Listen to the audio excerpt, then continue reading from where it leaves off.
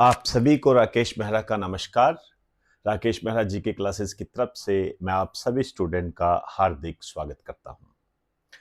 Current GK और static GK की इस क्लास में आज जो मैं आपसे बात करने जा रहा हूं उसका संबंध आज की न्यूज से है और उस न्यूज का संबंध इंडियन कॉन्स्टिट्यूशन से है।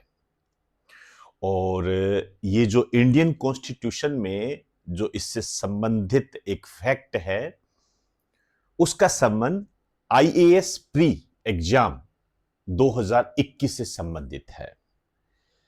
अब आप समझ गए होंगे कि हम किस तरीके से न्यूज को आधार बनाकर उसके बैकग्राउंड को देखते हैं और इसके साथ साथ हमने जो क्वेश्चंस आए हुए हैं जो कि महत्वपूर्ण क्वेश्चन होते हैं उनके बारे में हम बात करने जा रहे हैं। आज के अखबार में आपने पढ़ा होगा कि फिल्म अभिनेत्री रानी मुखर्जी को एक विदेशी विश्वविद्यालय ने एक उपाधि से सम्मानित किया है, टाइटल से सम्मानित किया है। रानी मुखर्जी को आप अच्छे तरीके से जानते हो, फिल्म अभिनेत्री है, काफी फिल्मों में अभिनय किया है इन्होंने और सिनेमा जगत में उनके योगदान को देखकर ही उनको यह उपाधि दी गई है। अब यहां एक तो यह बात आती है कि कौन से विश्वविद्यालय ने उनको उपाधि दी है, किस देश का वह विश्वविद्यालय है और क्यों दी है और उपाधि कौन सी है। तो जब आप गौर से देखोगे तो आप तस्वीर में देखिए,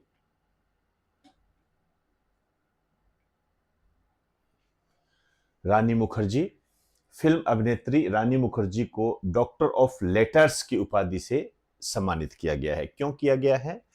सिनेमा में उनके योगदान को देखकर किया गया है। कौन दे रहा है यह उपाधि? यह दे रहा है ऑस्ट्रेलिया की ला ट्रोब यूनिवर्सिटी। अब ऑस्ट्रेलिया की ला ट्रोब यूनिवर्सिटी यह उपाधि दे रहा है। हमारा इंडियन कॉन्स्टिट्यूशन क्या कहता है?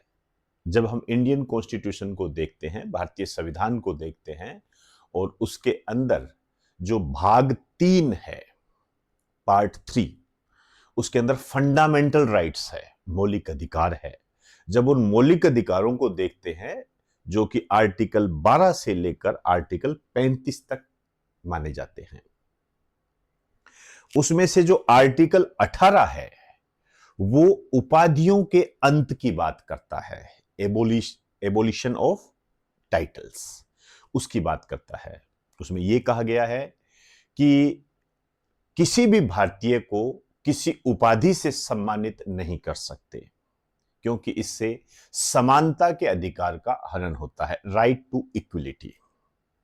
क्योंकि उपाधियों का जो अंत किया गया है उसका उद्देश्य राइट टू इक्वलिटी प्रदान करना है, समानता के अधिकार को प्राप्त करना है। इसमें यह बात कही गई है। लेकिन उसके अंदर जो तीसरा क्लोज है, आर्टिकल 18(3), उसमें यह कहा गया है कि यदि कोई विदेशी राज्य किसी भारतीय को किसी उपाधि से सम्मानित करता है तो उसे राष्ट्रपति की अनुमति आवश्यक है, राष्ट्रपति की सहमति लेनी पड़ेगी। इसका अर्थ यह निकला कि ऑस्ट्रेलिया की ला ट्रोब यूनिवर्सिटी ने रानी मुखर्जी को डॉक्टर ऑफ लेटर्स की उपाधि जो दी है, इस उपाधि को स्वीकार करने से पहले, लेने से पहले राष्ट्रपति की अनुमति लेनी पड़ेगी। समझ में आई बात सारी? अब ये ऐसे क्वेश्चंस जुड़ते हैं और इसी कारण से महत्वपूर्ण बनते हैं।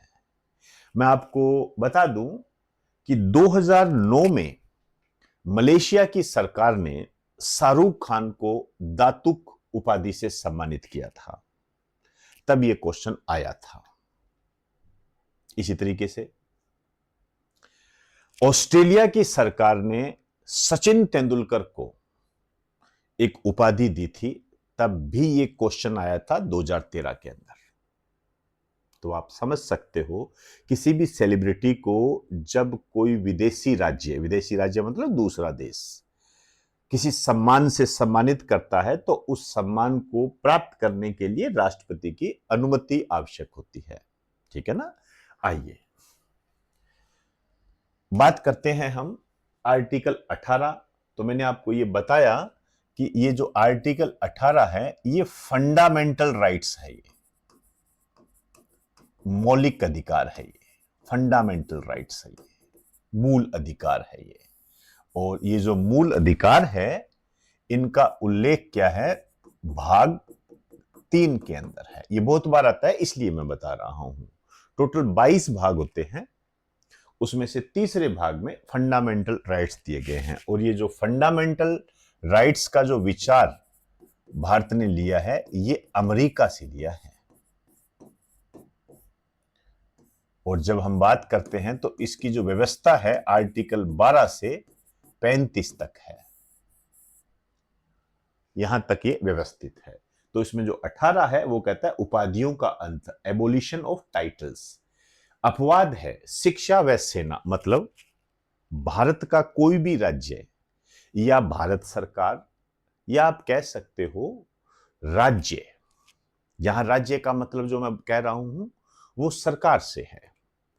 राज्य किसी भी भारतीय को किसी उपाधि से सम्मानित नहीं कर सकती, लेकिन शिक्षा और सेना के क्षेत्र में कर सकती है। जैसे आप पीएचडी कर लेते हो तो आप अपने नाम के आगे डॉक्टर लगा सकते हो, अब डॉक्टर उपाधि है। लेकिन ये जो पीएचडी करके आप आए हो किससे रिलेटेड है, एजुकेशन से संबंधित है, तो लगा सकते हो। इसी तरीके से सेना में जैसे कर्नल नाम लगा सकते हो आप, लेफ्टिनेंट कर्नल नाम लगा सकते हो, ये क्या है, टाइटल है आपके, तो वो आप लगा सकते हो। तो सेना और शिक्षा के क्षेत्र में दी जा सकती है। आर्टिकल 18(3) क्या कहता है कि यदि कोई विदेशी राज्य किसी भारतीय को किसी उपाधि से सम्मानित करना चाहता है तो इसके लिए राष्ट्रपति की सहमति आवश्यक है। ये अभी मैंने आपको बताया, रानी मुखर्जी के मामले में उन्हें राष्ट्रपति से सहमति लेनी पड़ेगी। एक विवाद इसके मामले में चर्चा में है, वो है बालाजी राघवन वाद 1996। यहां पर क्या हुआ, एक याचिका लगा दी गई कि आर्टिकल 18 जब ये कहता है कि कोई भी राज्य मतलब यहां सरकार से है, सेंट्रल गवर्नमेंट, स्टेट गवर्नमेंट, वो किसी भी भारतीय को भारत रत्न और पद्म विभूषण, पद्म पुरस्कार जो होते हैं, उनसे कैसे सम्मानित कर सकती है, ये भी तो उपाधियां हैं। यहां पर सुप्रीम कोर्ट ने इस वाद के तहत क्लियर किया कि भारत रत्न और जो पद्म पुरस्कार है जैसे पद्म विभूषण, पद्म भूषण, पद्म श्री, ये उपाधियां नहीं है। ध्यान रखना, सुप्रीम कोर्ट ने 1996 में यह क्लियर कर दिया कि भारत रत्न और पद्म विभूषण, पद्म भूषण, पद्म श्री ये उपाधियां नहीं है, ये पद्म पुरस्कार है। ये बहुत गंभीर बात है, ध्यान रखना, और इसको बिल्कुल भी नजरअंदाज मत कर देना, क्योंकि मैं जो आपके लिए क्वेश्चन लेकर आया हूं उसका संबंध इसी से है। मैंने इंग्लिश और हिंदी दोनों में देना स्टार्ट कर दिया है, आप अपनी रिक्वायरमेंट के आधार पर इसे देख सकते हो। ये जो क्वेश्चन है, ये क्वेश्चन है आईएएस प्री 2021 का क्वेश्चन है। ये क्या क्वेश्चन है, भारत रत्न और पद्म पुरस्कारों के संबंध में निम्नलिखित कथनों पर विचार कीजिए। यहां भी क्या लिखा है, consider the following statements in respect of Bharat Ratna and Padma awards. पहला, भारत रत्न और पद्म पुरस्कार भारत के संविधान के अनुच्छेद 18(1) के तहत उपाधियां हैं। ये क्या कह रहा है, भारत रत्न और Padma award are title under the article 18 ब्रेक में 1 ऑफ कॉन्स्टिट्यूशन ऑफ इंडिया। दूसरा, वर्ष 2054 में प्रारंभ किए गए पद्म पुरस्कारों को केवल एक बार निलंबित किया गया है। ये क्या कह रहा है इंग्लिश में, Padma awards which were instituted in the year 1954 were suspended only once.